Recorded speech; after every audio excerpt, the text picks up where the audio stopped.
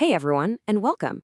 Have you ever felt completely stuck between a rock and a hard place? Well, today we're diving into a legal tool that's designed for exactly that kind of mess. We're talking about the Interpleader. Let's get right into it. So let's imagine this for a second. Picture yourself holding something valuable. Maybe it's a security deposit, a family heirloom, whatever. The point is, it's not yours. Now you've got two different people, claimant A and claimant B, and both are telling you, that's mine. And they're not just asking nicely, they're both threatening to sue you into oblivion if you give it to the other person. So who do you choose? It's a total no-win situation, right? Because if you guess wrong, you could be on the hook for the full value of that item, maybe even twice. You're looking at two separate, expensive, and incredibly stressful lawsuits. But what if I told you there's a way to legally just step aside, to protect yourself and let the people who actually have a claim fight it out? Well, there is, and that's exactly what we're going to break down. All right, so here's our game plan. First, we'll talk about what it really means to be caught in the middle. Then we'll introduce the Interpleader as the solution. After that, we'll walk through exactly how the process works, see what happens when the claimants finally go head-to-head, and wrap it all up with the final judgment and the relief you get. Okay, let's kick things off by digging a little deeper into the problem itself. What does it actually feel like to be stuck in the crossfire of a legal dispute you have absolutely no stake in? And believe me, this happens way more often than you'd think. You could be a landlord with a security deposit that an old tenant and a new one are both fighting over. Or an insurance company with a life insurance payout, where the deceased's ex-spouse and current partner both say it belongs to them. In every one of these scenarios, the person holding the money or property doesn't care who gets it. They just really don't want to get sued for making the wrong call. And that brings us perfectly to the hero of our story, the Interpleader. This is the legal tool designed specifically to get you out of that jam. So what is this thing, really? Okay, so here's the official breakdown, straight from Rule 62 of the Rules of Court. It's called a special civil action. And here's what makes it special. It's for any person or entity who's just holding property that they have no interest in. This person, the stakeholder, can go to a court and basically say, look, I've got this thing, these two people both claim it's theirs, can you please make them argue with each other so I can wash my hands of this whole mess? I love this analogy because it's so perfect. You're the one holding the ball in the middle of the field, and two opposing teams are about to tackle you for it.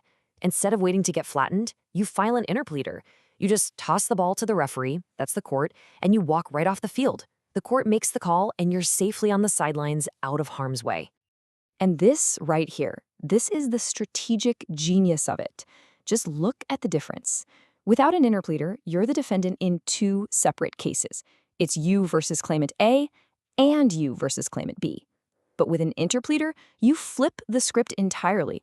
The lawsuit becomes what it always should have been, claimant A versus claimant B. You are completely out of the picture. Okay, so it sounds great in theory, but how does it actually play out in the real world? Let's break down the actual steps. It's honestly more straightforward than you might think. So, here's the playbook for getting yourself out of the middle. First, you file what's called a complaint for Interpleader, laying out the whole situation. Then, the court takes over.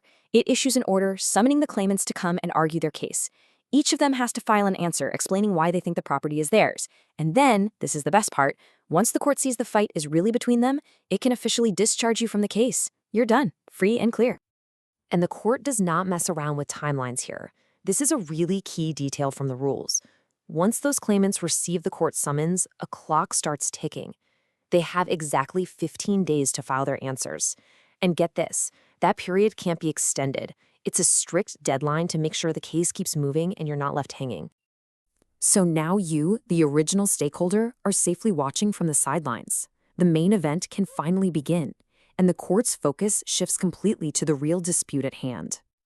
At this point, the case totally transforms. It's not about you anymore. It's not about whether you should give the property to person A or person B. The one and only question left for the court to answer is, between these two claimants, who has the better, stronger legal right to this property? They now have to prove their case against each other. In fact, you don't even have to take my word for it. The rule itself, Section 6 of Rule 62, spells it out perfectly. It says the court shall proceed to determine their respective rights and adjudicate their several claims. The court's entire job now is to solve that underlying ownership fight once and for all. And that brings us to the endgame. What does the final judgment actually look like? And what's the ultimate relief for everyone involved, especially for you, the person who kicked this whole thing off? So the final outcome really delivers on all its promises. First, the court issues a final, binding decision on who the rightful owner is. No more arguments. Second, and this is the big one for you are legally shielded from being sued over this same issue ever again. And here's a fantastic bonus. Your court fees and legal expenses can often be paid directly out of the disputed property itself, so you might not even be out of pocket for doing the right thing. And that brings us right back to where we started. Remember that person stuck in that impossible no-win situation?